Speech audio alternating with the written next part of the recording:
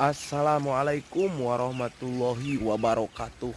Lur, di pagi ini yang sangat cerah dan suasananya indah, nyaman. Tuh, lihat pemandangannya. Oke, Lur, gitu. Subhanallah, Lur. Gimana kabarnya sararehat rekan-rekan? Ulah pantang menyerah pokoknya nama gerengsengkeun terus gitu, cek itu cek ieu rek hideung rek beureum pokoknya mah ajig ngagerengseng tah.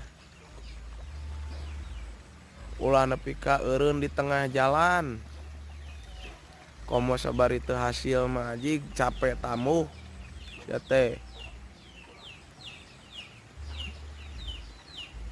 Tuluy we, tuluy. Udah siapa tahu atuh hari FYP mapan meren misteri teh ya sahanu apal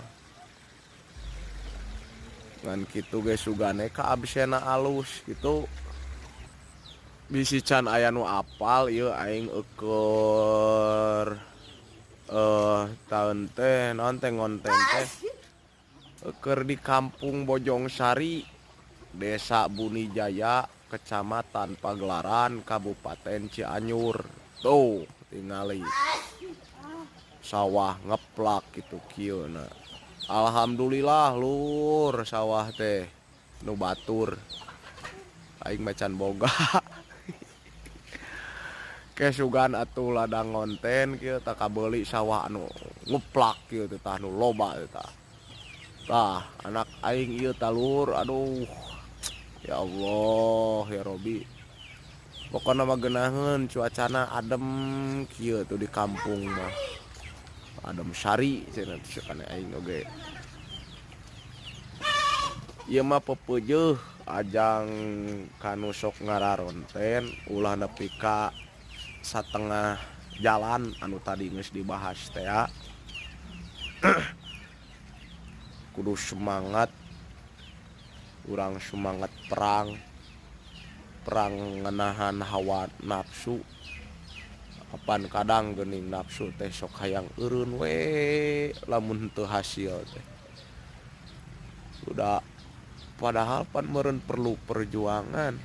Arek kitu arek kieu oge pokona mah samodarne gerengsengkeun gitu. Arek dina hal konten mah nyaeta kitu teh lur. Aing ge teu kaharti lalaunan we ngan ngalasugan jeung sugan. Tuh. Ngalasugan jeung sugan aya milik jeung rezekina.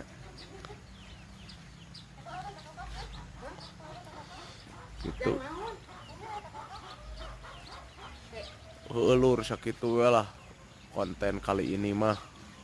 Mudah-mudahan FYP ajig